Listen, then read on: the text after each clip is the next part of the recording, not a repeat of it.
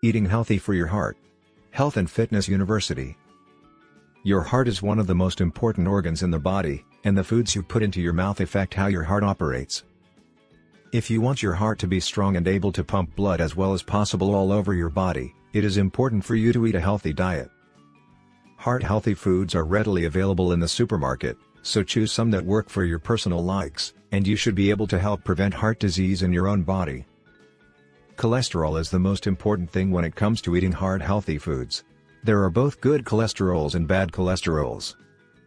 Good cholesterols are called HDL, and their job in the body is to take excess bad cholesterol, LDL, to the liver, where it can be broken down and then will leave the body. LDL is actually not needed by your body at all from foods. Our bodies make enough of this kind of cholesterol on its own. It is the LDL cholesterol that hurts our hearts, not the HDL cholesterol, which actually helps our hearts by reducing the amount of LDL cholesterol in the body. LDL stands for low-density lipoproteins. Because this substance has a low density, it does not flow through the bloodstream as readily as it should. The red blood cells easily release the LDL cholesterol, and it sticks to the walls of your blood vessels, especially in the arteries leading to your heart. This is bad for a number of reasons. First, when the LDL cholesterol builds up on your arteries, it reduces the amount of blood that can fit through at a time, since the artery becomes smaller. That means your heart has to pump harder and faster in order to allow the same amount of blood to flow through your body. Over time, this makes your heart tired and not as strong.